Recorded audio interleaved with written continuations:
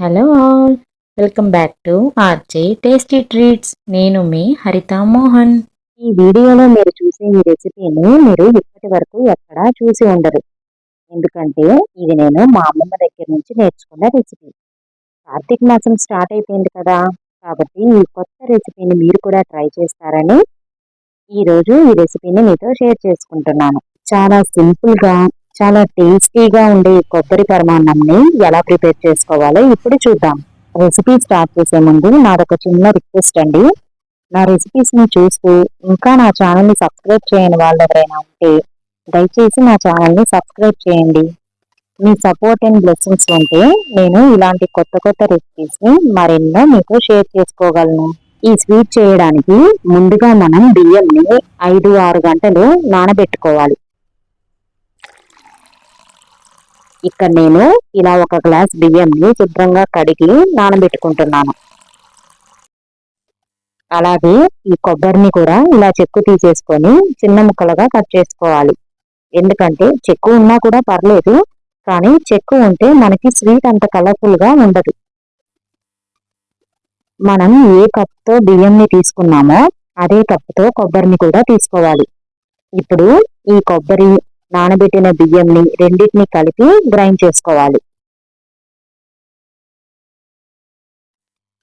Consistency కరెక్ట్గా చెప్పాలి అంటే టిఫిన్స్ కోసం మనం గట్టి చట్నీ చేసుకుంటాం కదా, అలా గ్రైండ్ చేసుకోవాలి. ఇక్కడ చూశారు కదా, ఇలా మరీ గట్టిగా కాకుండా అలా అని మరీ పేస్ట్లా కాకుండా గ్రైండ్ చేసుకుంటే సరిపోతుంది. గ్రైండ్ చేసుకున్న తర్వాత ఇందులోనే కొంచెం వాటర్ వేసుకొని ఇలా బాగా కలుపుకోవాలి. మనం దోశ వేసుకునేటప్పుడు దోశ పిండి కన్సిస్టెన్సీ చూసుకుంటాం కదా, అలా కలుపుకొని దీన్ని పక్కన పెట్టుకుందాం.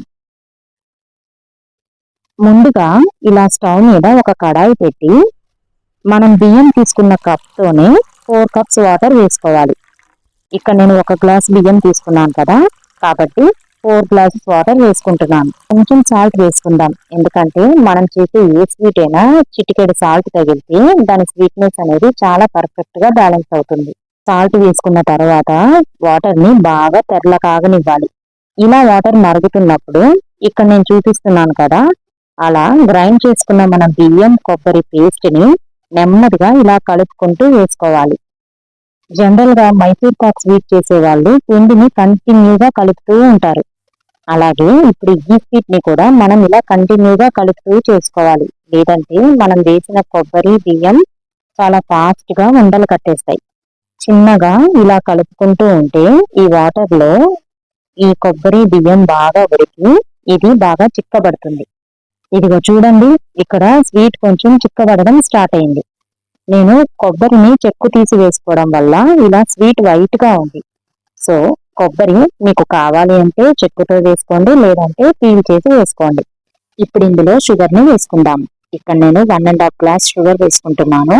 నాకైతే స్వీట్ చాలా పర్ఫెక్ట్ గా సరిపోయింది. మీరు స్వీట్ ఎక్కువగా తింటే షుగర్ ని మరికొంచెం వేసుకోండి. ఈ స్వీట్ ని షుగర్ తోనే చేసుకోవాలా అంటే అలా ఏం లేదండి. మీరు షుగర్ కాకుండా బెల్లంని వేసుకొని కూడా చేసుకోవచ్చు. చాలా సింపుల్. ఇప్పుడు షుగర్ ఎంత క్వాంటిటీ ఎలా తీసుకుంటున్నామో అదే క్వాంటిటీలో బెల్లం వేసుకుంటే సరిపోతుంది. మీరు షుగర్ వేసుకున్నా బెల్లం వేసుకున్నా ఈ స్వీట్ టేస్ట్ మాత్రం చాలా బాగుంటుంది. మనకి స్వీట్ ఆల్మోస్ట్ రెడీ అయిపోయింది. ఇప్పుడు ఇలా ఒక చిన్న కడాయి పెట్టి కొంచెం నెయ్యి వేసుకొని, నెయ్యి హీట్ అయిన తర్వాత ఇలా కొంచెం జీడిపప్పులు వేసుకొని ముందు వాటిని ఫ్రై చేసుకుందాం.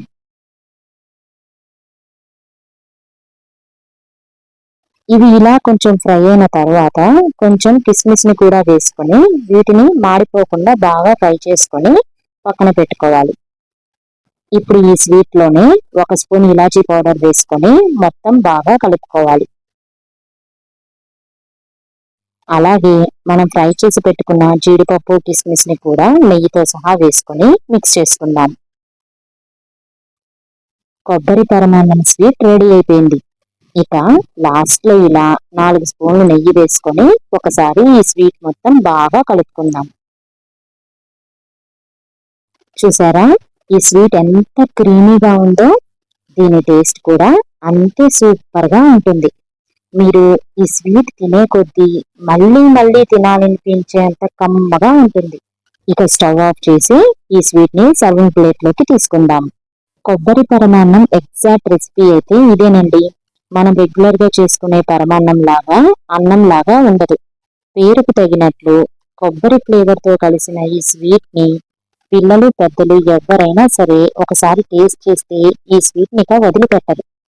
మరి ఈ సూపర్ యమ్మీ కొబ్బరి పరమాన్నాన్ని మీరు కూడా ఈ కార్తీక మాసంలో ఒకసారి ట్రై చేసి మీకు ఎలా వచ్చిందో కామెంట్ సెక్షన్ లో కామెంట్ చేయండి. నేను ఈ వీడియోలో చూపించిన విధంగా మీరు కూడా ఈ స్వీట్ ని ప్రిపేర్ చేసుకుంటే మీకు 3 days వరకు ఈ స్వీట్ ఇంతే టేస్టీగా ఉంటుంది. ట్రై చేస్తారు కదూ. మరి మరో కొత్త రెసిపీతో మళ్ళీ కలుద్దాం. Signing off.